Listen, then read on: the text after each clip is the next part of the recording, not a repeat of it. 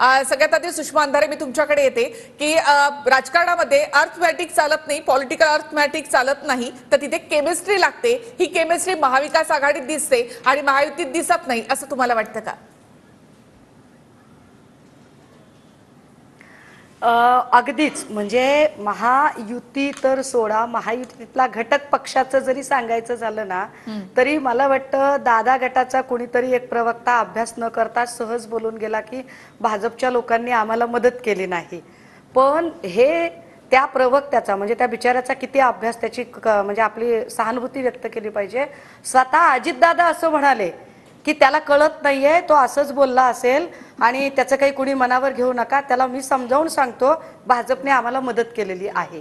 म्हणजे एका पक्षाचा प्रवक्ता आणि पक्षाचा नेता यांच्यात मेळ नाही तर घटक पक्षांमध्ये कसा मेळ होईल, हा एक भाग.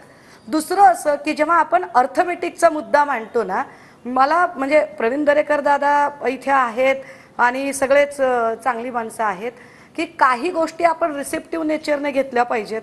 आकडेवारी दाखवते तर दाखवते. म्हणजे उदाहरणार्थ सिंधुदुर्गामध्ये जर आमची जागा पराभूत झाली तर पराभूत होताना जेव्हा आम्ही बघतो तेव्हा चिपळूण असेल, कणकवली असेल किंवा सावंतवाडी असेल, या ठिकाणी आमचा लीड कमी झालेला आहे. आम्ही तो मान्य केला. का कमी झालाय त्याच्यावर आम्ही नक्की अभ्यास करू, विचार करू. पण या सगळ्यांमध्ये एक केमिस्ट्री म्हणून काम करणं आणि घटक पक्षांचा मान सन्मान राखत काम करणं, मला वाटतं याच्यात सन्मान्य उपमुख्यमंत्री देवेंद्र फडणवीस साहेबांचं एक स्टेटमेंट फार महत्वाचं आहे.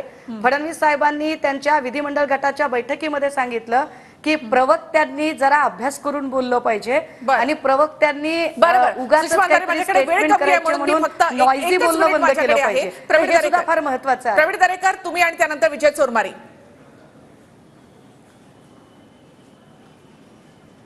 बरं, प्रवीण दरेकर यांच्याकडे नाही तर विजय चोरमारे सर मी तुमच्याकडे येते. ही सगळी आकडेवारी, त्यानंतर मी जसा उल्लेख केला की केमिस्ट्री दिसत नाही, येते लोटणे तुमच्याकडे ते चोरमारे सर. एक गोष्ट आपल्याला लक्षात घेतली पाहिजे की गेल्या काही वर्षातल्या लोकसभा निवडणुका जर आपण बघितल्या त्यातून एक गोष्ट स्पष्ट झालेली आहे की विधानसभेचे आमदार असतात, तिथले विधानसभेचे प्रतिनिधी असतात, ते लोकसभेचं सगळं गणित सेट करतात आणि त्यांच्या प्रभावामुळे लोकसभेच्या निवडणुका जिंकल्या जातात, जिंकता येतात. हे गेल्या काही निवडणुकांच्या मध्ये खोटं ठरलेलं आहे. लोकांनी खोटं ठरवलं आहे. लोकसभेचा उमेदवार बघून, तिथली परिस्थिती बघून त्यानुसार मतदान करत असतात आणि लोक निवडून देत असतात. त्यामुळे आपल्याला या मोठ्या मोठ्या नेत्यांच्या मतदारसंघांच्या मध्ये तिथं त्यांच्या पक्षाला पिछाडी आलेली दिसते आणि त्यांचा विरोधी उमेदवार पुढे गेलेला दिसतो. मला एका गोष्टीवर मुद्दाम बोलावं लागेल. मगाचपासून काही 2-3 म्हणजे अर्धवट गोष्टी आल्या. अतुल लोंढेंनी सांगण्याचा प्रयत्न केला. अमोल मिटकरी असं म्हणले की नॅरेटिव्ह विरोधकांनी शेट केलं संविधान बदलाचं. संविधान बदलाचं नॅरेटिव्ह विरोधकांनी शेट केलेलं नाही तर भारतीय जनता पक्षाच्या नेत्यांनी थेट विधान केलेली आहेत.